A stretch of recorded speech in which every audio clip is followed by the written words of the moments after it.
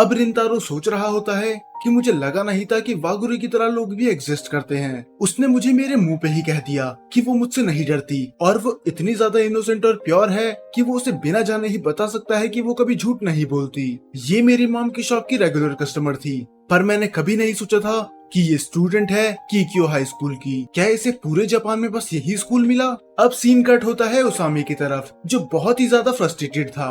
वो बोलता है कि अब मैं और नहीं सह सकता, अब मामला हाथ के बाहर जा रहा है। रिंतारो पूछता है कि अब क्या हो गया। तब उसामी उस पर भड़क जाता है कि तुम ऐसा सवाल पूछ भी कैसे सकते हो, तुम्हें समझ जाना चाहिए इसके पीछे कीक्यो स्कूल है।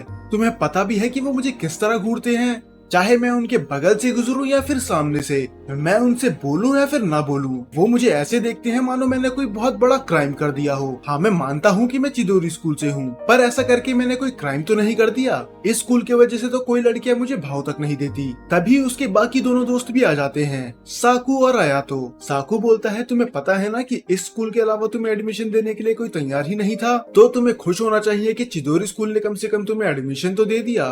तब साकू उसामी से बोलता है पर तुम आज इतने क्यों चिड़े हुए हो? तब उसामी बोलता है कि ये तुम्हारे लिए कहना बहुत ज्यादा आसान होगा क्योंकि तुम स्कूल में बहुत ज्यादा पॉपुलर हो।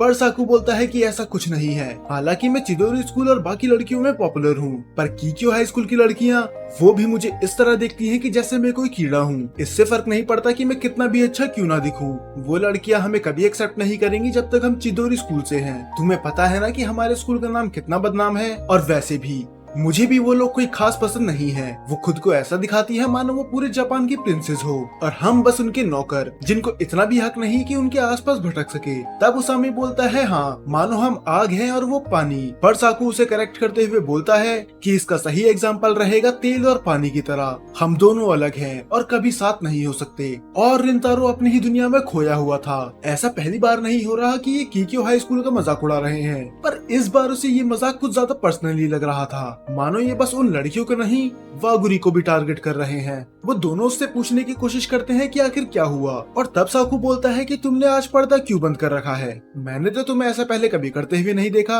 अब वो अपने आप को मन में गालियां देता है। वो बोलता है कि मैं भूल कैसे गया कि मैंने पर्दा बंद कर दिया था। अब ये लोग मुझसे तरह तरह के सवाल पूछेंगे और उसका जवाब मुझे बिल्कुल नहीं देना। तब उसामी बस मजाक में बोलता है वैसे भी उस स्कूल में हमें कौन से अच्छे नजारे देखने के लिए मिलेंगे। तब वो डिफेंसिव होते हुए बोलता है कि हाँ बिल्कुल नहीं दिखेंगे, ये तो मैंने बस ऐसे ही बंद कर दिया था। तब उसामी बोलता है कि तुम इतने सीरियस क्यों हो गए, मैं तो बस मजाक ही कर रहा था। तब रिंतारो बोलता है कि मेरे आंखों पे सूरज की रोशनी पड़ रही थी इसीलिए मैंने बंद कर दिया। पर साकू समझ चुका था कुछ तो गड़बड़ जरूर है, क्योंकि रिंतारो ने आज तक पर्दा बंद नहीं करा था, चाहे कितनी भी धूप क्यों ना हो। और ये ज्यादा सवाल ना पूछे तो वो पर्दा खोल भी देता है, और उस रिफ्लेक्शन में हमें दिखाया जाता है कि कीक्यो हाई स्कूल के पर्दे अभी भी बंद थे। तो इसके बाद कोई भी उससे ज्यादा सवाल जवाब नहीं करता और इनकी क्लास स्टार्ट हो जाती है। पर रिंतारो वो तो अपनी एक अलग ही दुनिया में था। वो अभी भी कीक्यो हाई स्कूल की तरफ देख रहा था, ठीक उसी खिड़की की तरफ जहाँ से उसे वागुरी दिखी थी, और वो अपने मन में सोच रहा होता है कि वो कितनी ज्यादा हैरान थी जब उसने मुझे देखा। और वो तो छोड़ो, मैंने तो उसकी मुंह पे पर्दा बंद कर दिया, बेचारी को कितना बुरा लगा होगा, और वो मेरे बारे में क्या सोच रही होगी। वो पक्का ये सोच रही होगी कि ये कितना घमंडी है। अब वो पूरी क्लास में बस उस पर्दे की तरफ देखे जा रहा था, और वो सोचता है कि अब मैं शर्त लगा के कह सकता हूँ कि वो हमारी शॉप में कभी नहीं आएगी। और अच्छा भी है कि वो ना आए, क्योंकि मैं हूँ चिदोरी स्कूल का बेवकूफ और वो है कीक्यो स्कूल की प्रिंसेस, तेल और पानी की तरह, जैसे साकू ने कहा था, जो कभी एक नहीं हो सकते। तो हम दोनों के लिए यही अच्छा रहेगा कि हम दूरियां बना के रखें। और वैसे भी ये पता चलने के बाद कि मैं चिदोरी स्कूल से हूँ, वो तो मुझे मुंह तक नहीं लगाएगी, और यही चीज अच्छी है। अब क्लास खत्म होने के बाद उसामी उससे पूछता है क्या तुम कैरियोके के लिए चलोगे। रिंतारो पहले सोचता है कि वो मना कर दे, पर उसे भी अपना ध्यान भटकाना ही था और शॉप पे भी कुछ काम नहीं था, तो वो उस चीज के लिए मान जाता है। और ये सुन के तो उसामी भी हैरान था कि चलो कम से कम अब तुम मान तो गए, क्योंकि तुम इतने टाइम से इग्नोर कर रहे थे। पर साकू अभी भी रिंतारो को शक भरी नजरों से देख रहा था, मानो वो पकड़ सकता था कि वो कुछ ना कुछ तो छुपा रहा है। तब साकू बोलता है कि तुमने ये आवाजें सुनी, आखिर आगे हो क्या रहा है। और वो देखते हैं आगे सभी स्कूल के लड़के जमा हो रखे थे, मानो उनने कुछ ऐसा देख लिया हो जो आज से पहले कभी नहीं हुआ। तब उसामी एक लड़के से पूछता है कि आखिर तुमने इधर ये भीड़ इकट्ठा क्यों कर रखी है, बाहर कोई एक्टर या फिर सिंगर आ गया। पर वो लड़का बोलता है कि अगर एक्टर और सिंगर आते तब भी इतनी भीड़ नहीं होती, पर यहाँ पर कोई ऐसा आया है जिसकी उम्मीद किसी ने नहीं की थी। और तब वो बोलता है यहाँ पर आई है कीक्यो हाई स्कूल की एक लड़की, वो भी हमारे स्कूल के बाहर। और तब वो देखते हैं कि वो लड़की कोई और नहीं थी, खुद वागुरी, जो किसी का वेट कर रही थी। रेंतारो हैरान था कि आखिर ये यहाँ पर क्या कर रही है, और बाकी लोग इसलिए हैरान थे क्योंकि कीक्यो हाई स्कूल की लड़की इनके स्कूल की तरफ तो थूकती तक नहीं थी, पर ये लड़की तो उनके स्कूल के बाहर वेट कर रही है। रेंतारो बोलता है कि इसको यहाँ पर नहीं होना चाहिए था, आखिर अचानक से ये यहाँ पर क्यों आ गई और इसे यहाँ पर काम क्या है। पर इससे पहले वो आगे कुछ सोच पाता, वो आवाजें सुनता है उसामी की, जो कि वागुरी को धमकाने के लिए आगे बढ़ चुका था। और वो बोलता है कि एक कीक्यो हाई स्कूल की लड़की यहाँ पर क्या कर रही है, क्या तुम्हें पता नहीं ये चिदोरी हाई स्कूल है। साकू बोलता है कि ऐसा पहली बार हुआ है कि हमारे स्कूल के लड़के ने उनके स्कूल की लड़कियों को नीचा दिखाया हो, वरना हर बार वो हमें नीचा दिखाती हैं। अब वागुरी थोड़ा घबरा गई थी और वो अपने सॉफ्ट आवाज में बोलती है कि मैं किसी का इंतजार कर रही हूँ। पर उसामी उस पर और चिल्लाता है कि किसका इंतजार कर रही हो और तुम्हें क्या लेना देना चिदोरी हाई स्कूल से। रेंतारो उसकी हुडी पकड़ के उसे उठा देता है, वो भी अपने बस एक हाथों से, और वो बोलता है कि उसको डराना बंद करो। और वो खुद माफी मांगता है वागुरी से कि इसकी तरफ से मैं माफी मांगता हूँ। पर वागुरी बोलती है कि कोई बात नहीं, मैंने इसकी बातों को दिल पे नहीं लिया। पर उसामी पीछे हटने वाला नहीं था। वो बोलता है कि तुम्हें पता है क्या होता है जब एक कीक्यो हाई स्कूल की लड़की हमारे स्कूल के बाहर वेट कर रही होती है, वही लड़की है जो इतने सालों से हमें नीचा दिखाते हुए आई हूँ। अब रेंतारो भी हैरान था, वो सोचता है कि ये बहुत ज्यादा सीरियस है। वो जानता था कि ये कीक्यो हाई स्कूल की लड़कियों से बहुत ज्यादा हिट करता है और ये आसानी से पीछे नहीं हटने वाला, कहीं ऐसा ना हो जाए इसे अपने ही दोस्त पे हाथ उठाना पड़े। पर फिर हमें रिवील होता है कि उसामी गुस्सा नहीं था, वो तो बस जेलस था। वो बोलता है कि मैं कीक्यो हाई स्कूल से हिट करता हूँ, पर मैं उससे भी ज्यादा हिट उस लड़के से करता हूँ जिसके लिए ये वेट कर रही है। हालांकि कोई लड़की मेरे लिए वेट क्यों नहीं करती, मैं भी चाहता हूँ कि कोई मेरे लिए इस तरह वेट करे। तब रेंतारो चैन की सांस लेता है। तो चलो, ये बस इस बात पे चढ़ा हुआ था, वरना तो मुझे लगा था कि आज हमारी फाइट हो ही जाएगी। और उसामी तो बच्चों की तरह जिद कर रहा था कि मुझे भी एक गर्लफ्रेंड चाहिए जो मेरे लिए इस तरह वेट करे। पर इससे पहले वागुरी कुछ बोल पाती, उसके दोनों दोस्त आयु और सुजुका वहाँ पर आ जाते हैं और वो बोलते हैं कि आखिर तुम यहाँ पर क्या कर रही हो इस घटिया स्कूल के सामने। वो बोलती है कि यहाँ से जल्दी चलो वरना बहुत ज्यादा दिक्कत हो जाएगी, तुम्हें पता है ना कि ये चिदोरी हाई स्कूल है। वागुरी उसे समझाने की कोशिश कर रही होती है कि यहाँ पर मैं अपनी मर्जी से आई हूँ, मुझे कुछ। पर इससे पहले वो कुछ और बोल पाती, उसकी दोस्त मना कर देती है कि हमें कोई बहाना नहीं सुनना, तुम यहाँ से जल्दी निकलो, इससे पहले कि कोई दूसरी लड़कियां हमें देख ले। और जब रेंतारो पीछे देखता है कि दोनों स्कूल आमने सामने होते हैं, वो यहाँ पर ऐसे खड़े होते हैं मानो कोई तमाशा चल रहा हो। ये सब ड्रामा बस इसीलिए क्योंकि एक लड़की हमारे स्कूल के बाहर आ गई।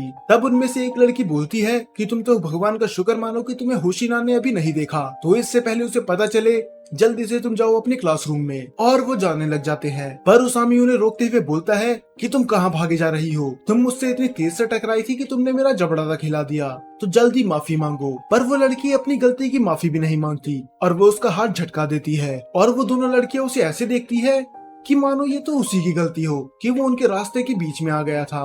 और वागुरी को ये देख के बुरा लगता है कि आखिर इसकी दोस्तों से ऐसा ट्रीट क्यों कर रही हैं।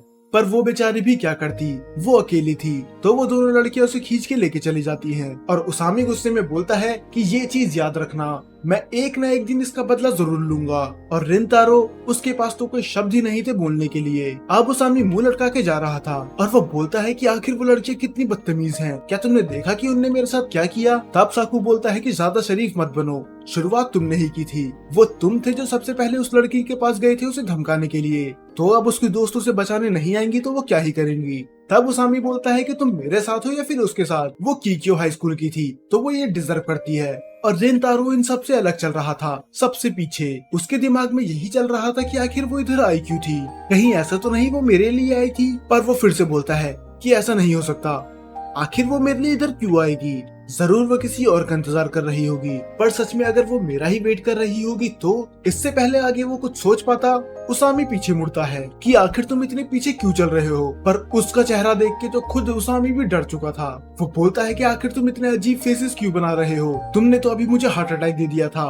और फिर वो बोलता है कि तुम पहले से ज्यादा डरावने लग रहे हो। पर साकू वो कुछ नहीं बोलता और फिर हमें दिखाया जाता है कि रिंतारो एक्चुअली स्माइल कर रहा था। दरअसल वो अंदर ही अंदर बहुत ज्यादा खुश था, बस ये सोच के कि वागुरी उसका वेट कर रही थी। ऐसा बहुत कम बार होता है जब ये स्माइल करता है। तब वो सोचता है कि ऐसे स्माइल के साथ अगर मैं उसके पास जाऊंगा तो वो तो ऑर्डर जाएगी। तो अब तय हो गया कि मैं उससे कभी नहीं मिलूंगा। अब ये जाते हैं कैरियोके के लिए, जहाँ पर उसामी अपनी सुरीली आवाज में गाने गा रहा था। आया तो उसके लिए सेलिब्रेट कर रहा था और रिंतारो और साकू दोनों बस अभी गाने ही ढूंढ रहे थे। तब साकू बोलता है क्या तुमने अभी तक कोई गाना नहीं ढूंढा? तब वो बोलता है कि नहीं, मैं बस ढूंढ ही रहा हूँ। तब साकू बोलता है कि आखिर तुम इतने खोए खोए क्यों लग रहे हो? और रिंतारो हैरान था कि उसने फाइनली पकड़ ही लिया। और इन दोनों को अब रियलाइज होता है कि हाँ, तुम पहले से थोड़ा अलग बिहेव कर रहे हो। आखिर ऐसी क्या बात है जो तुम छुपा रहे हो? तब साकू बोलता है कि तुम चिंता मत करो, तो तुम हमारे साथ कुछ भी शेयर कर सकते हो, कुछ भी, हम तुम्हें जज नहीं करेंगे। और मैं जानता हूँ कि ये कोई छोटी बात नहीं है, ये कुछ ऐसी बात है जो तुम्हें अंदर से खाई जा रही है। और साकू गलत नहीं था, क्योंकि वो अभी भी सोच रहा था वागुरी के बारे में। पर आखिर वो करे तो करे क्या वो इन्हें सब कुछ सच सच बता दे कि वो वागुरी के बारे में क्या सोचता है, और ये भी कि वो वागुरी को पहले से जानता है। तो आखिर ये कैसा रिएक्ट करेंगे? और उसका जवाब उसे भी पता था कि वो पक्का यही बोलेंगे, क्या वो कीकियो हाई स्कूल की है, माफ करना पर उससे दूर ही रहो। और सबसे ज्यादा तो बोलेगा उसामी कि उस लड़की का मैंने तुम्हारे मुंह से नाम भी सुना तो तुम्हारे लिए अच्छा नहीं होगा। वो स्कूल हमारा दुश्मन है, तो इसका मतलब वो लड़की भी हमारी दुश्मन ही है। तब रिंतारो सोचता है कि हालांकि मैं इन्हें ब्लेम नहीं कर सकता अगर ये ऐसा सोचेंगी भी तो, क्योंकि कीकियो हाई स्कूल भी तो हमें हिट करते हुए आया है। पर मैं इनके मुँह से नहीं सुनना चाहता। मैं नहीं चाहता कि ये वागुरी के बारे में कुछ भी उल्टा सीधा बोले, तो वो उनसे झूठ बोल देता है। मैं बस वैसे ही कुछ सोच रहा था, अगर कुछ होगा भी तो मैं तुम्हें बता दूंगा। फिर साकू बोलता है कि अगर ऐसी बात है तो फिर मैं तुम्हें फोर्स नहीं करूंगा। पर वो समझ चुका था कि ये झूठ बोल रहा है। अब वो दोनों फिर से गाना ढूंढने में लग जाते हैं। तब उसामी बोलता है कि अगर तुम ऐसे लगे रहे तो पूरी रात यहीं पर निकल जाएगी, तो तुम दोनों के लिए गाना मैं चूज करूंगा। तो साकू और रिंतारो साथ में गाना गाने लग जाते हैं। रिंतारो गाना गा रहा है, ये कोई बड़ी बात नहीं है, पर उसामी तो हैरान हो जाता है कि साकू भी रेडी हो गया। अब बहुत रात हो चुकी थी और उसका गला भी दर्द कर रहा था। वो बोलता है पता नहीं उस बेवकूफ उसामी ने कौन सा गाना लगा दिया, उस गाने को गाते गाते तो मेरा गला ही सुन पड़ गया। तब वो देखता है कि उनकी शॉप अभी भी खुली हुई थी, और ये थोड़ी अजीब चीज थी क्योंकि इतनी रात को तो कोई केक खाने नहीं आता, और उसकी मॉम हर बार शॉप जल्दी बंद कर देती है, तो आज ये इतनी रात तक क्यों खुली हुई है। तब वो अंदर आते हुए बोलता है कि मैं घर आ गया, और आखिर आपने शॉप अभी तक क्यों खोल रखी है? आपको पता है ना कि इतनी रात को तो कोई नहीं आने वाला। पर तभी वो किसी ऐसे पर्सन की आवाज सुनता है जिसकी उम्मीद उसने नहीं करी थी। सामने खड़ी होती है वागुरी, जो कि अभी भी अपने स्कूल ड्रेस में ही थी। उसे अपनी आंखों पे यकीन नहीं आता। वो बोलता है कि आखिर तुम यहाँ पर क्या कर रही हो? पर इससे पहले वो कुछ बोल पाता, वागुरी उसके आगे झुक जाती है और माफी मांगती है। वो बोलती है कि माफ करना, मैंने स्कूल में इतना बड़ा ड्रामा क्रिएट कर दिया, मैं सच बोल रही हूँ, मेरा ऐसा करने का इरादा बिल्कुल नहीं था, मुझे नहीं पता था कि ये दोनों स्कूल की दुश्मनी इतनी बड़ी है। पर रिंतारो उसे समझाने की कोशिश करता है कि मुझे कुछ फर्क नहीं पड़ता, ये तो बहुत नॉर्मल बात है, और वैसे भी उसमें तुम्हारी गलती नहीं थी। और तभी वहाँ पर उसकी मॉम भी आ जाती है, और वो बोलती है कि आखिर तुम इतनी देर में क्यों आ रहे हो? कम से कम तुम मुझे मैसेज करके बता तो सकते हो ना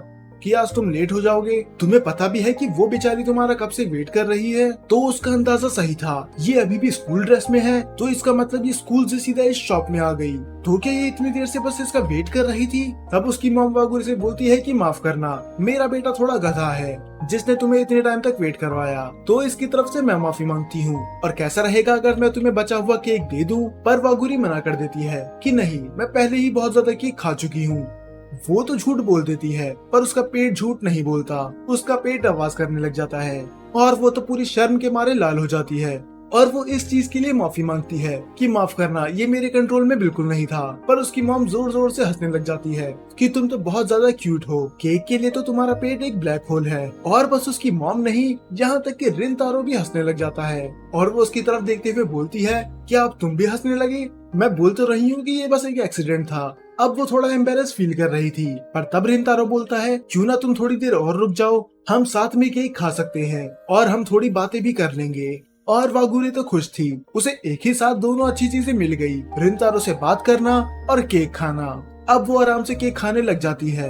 रिंतारो तो उससे अपनी नजर हटा ही नहीं पाता। वो देख सकता था कि ये बाकी लड़कियों से कितनी अलग है, मानो ये हर लाइफ की मूवमेंट को बहुत ज्यादा एंजॉय करती है, यहाँ तक कि बस एक सिंपल केक खाते हुए भी ये कितनी प्यारी लग रही है।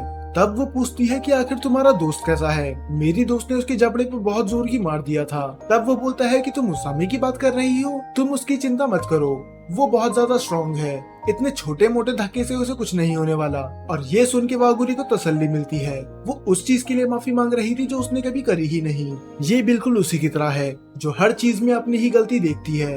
तब वो पूछता है कि आखिर तुम स्कूल के बाहर वेट किसका कर रही थी, और वो बिना हिचकिचाए बोल देती है कि मैं तुम्हारा वेट कर रही थी। जब मैंने अपने क्लास के पर्दे खोले थे तो मैंने तुम्हें देख लिया था, तो मैंने सोचा क्यों ना मैं तुमसे जाके मिल लूं। अब वो हैरान था, तो क्या ये सच था, ये बस मुझसे मिलने वहाँ पर आई थी। पर फिर से वो माफी मांगने लग जाती है कि मैं बहुत बड़ी बेवकूफ थी जो तुम्हारे स्कूल के बाहर आ गई और मैंने इतना बड़ा ड्रामा क्रिएट कर दिया। पर वो उसे समझाता है कि उसमें उसकी कोई गलती नहीं थी, और वैसे भी वो उसामी बेवकूफ था जिसने फाइट स्टार्ट करी। और बस इतना ही नहीं, मैं बहुत ज्यादा, वो ये बोलने वाला था कि वो बहुत ज्यादा खुश था, पर वो अपनी बात काटते हुए बोलता है कि मेरा वो मतलब नहीं था। वो अपने मन में ये सोचता है कि अब पक्का ये यही सोचेगी कि ये तो एक छिछोरा लड़का है। तब वो बोलता है कि मैंने जो भी बोला है वो सब भूल जाओ। पर वागुरी के मुंह से भी निकल जाता है कि नहीं, अपने शब्द वापस मत लो। और ये सुनने के बाद तो दोनों ही ब्लश करने लग जाते हैं।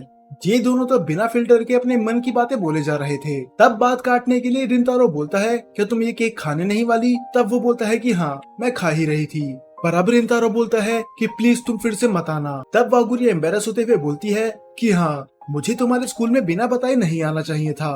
पर तब रिंतारो बोलता है कि मैं बस स्कूल की बात नहीं कर रहा, तुम इस शॉप में भी फिर से कभी मत आना।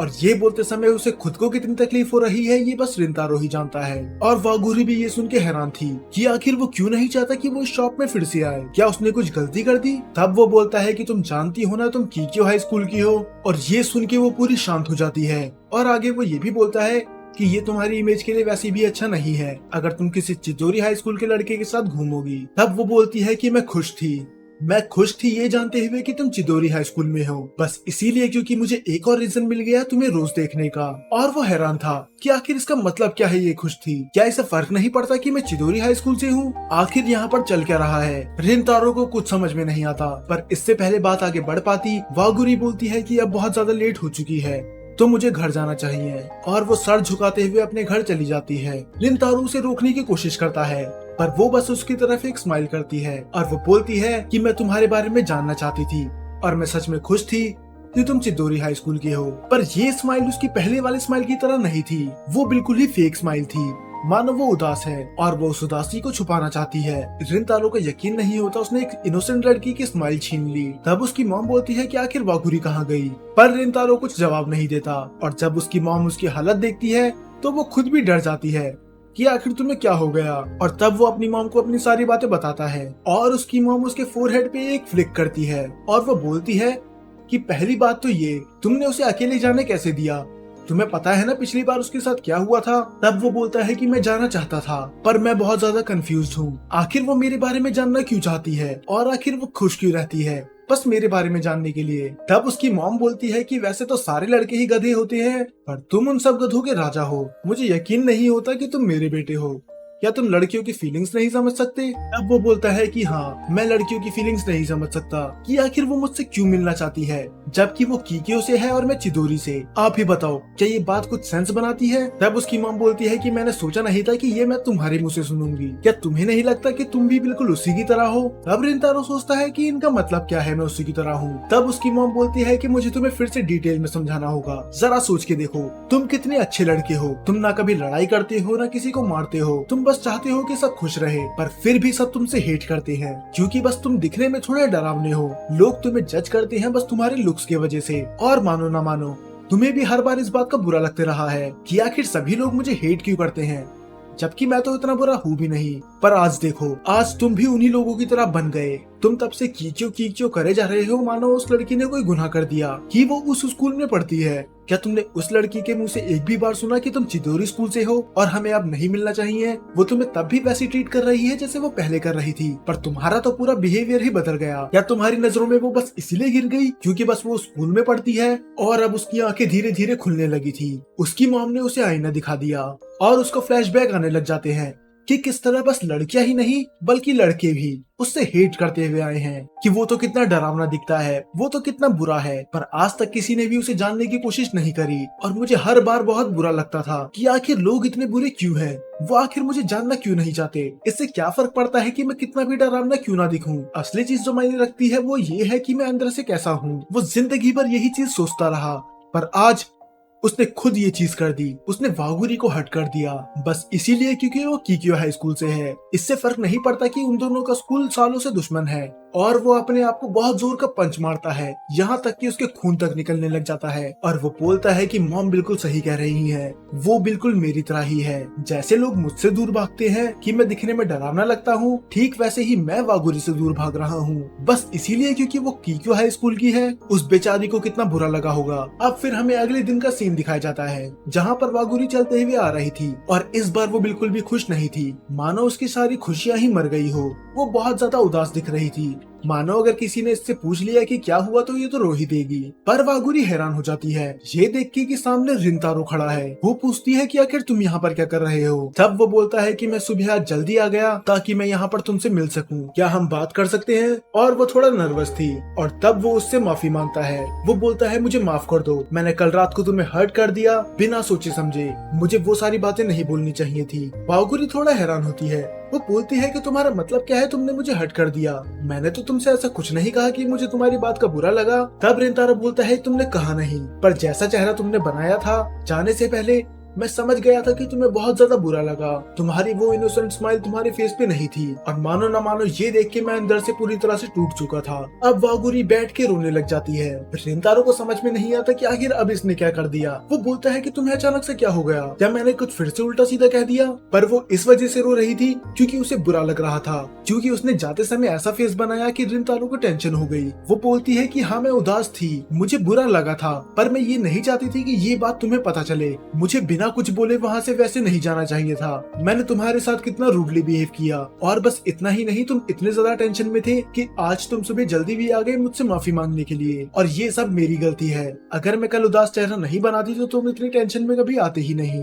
मेरी वजह से तुम्हें इतनी टेंशन लेनी पड़ी, प्लीज मुझे माफ कर दो। तब रिंतारो भी माफी मांगता है कि इसमें तुम्हारी कोई गलती नहीं थी, बल्कि गलती तो मेरी थी। तब रिंतारो सोचता है कि वो जब से वागुरी से मिला है वो उसे बस सच बोलते आई है। वो कभी सच बोलने से नहीं शर्माती, चाहे वो ये बोलना हो कि वो उससे नहीं डरती या फिर ये कि वो उसके बारे में और जानना चाहती है। मानो उसे बाकी दुनिया की कोई परवाह ही नहीं है। तो हालांकि मैं दूसरों के बारे में क्यों सोचूं, मुझे भी अपनी फीलिंग कन्फेस कर देनी चाहिए। तब वो बोलता है कि ये सच है कि हम दोनों की स्कूल जन्मों जन्मों के दुश्मन हैं, पर तुम्हें पता है कि मैंने तुम्हें मना क्यों करा कि तुम मुझसे कभी ना मिलो, क्योंकि हम अक्सर किक्यो हाई स्कूल की बुराई करते हैं। मुझे इस बात से कोई प्रॉब्लम नहीं थी जब तक मुझे ये नहीं पता चला कि तुम भी उसकी एक स्टूडेंट हो। अब अगर वो उस स्कूल की बुराई करते हैं तो मुझे ऐसा लगता है कि वो तुम्हारी बुराई कर रहे हैं, और ये मुझसे बिल्कुल भी सहन नहीं होता। और मैं नहीं चाहता कि मेरी वजह से तुम और दिक्कत में पड़ो। मैं बस यही सोच रहा था कि मेरे स्कूल के लोग तो छोड़ो, तुम्हें तुम्हारे खुद के स्कूल के लोग एक्सेप्ट नहीं करेंगे। पर मैं बहुत बड़ा बेवकूफ था। मैं अपने सभी शब्द वापस लेता हूँ। मुझे ये सोच के दोस्ती नहीं करनी चाहिए कि कोई किस स्कूल में पढ़ता है,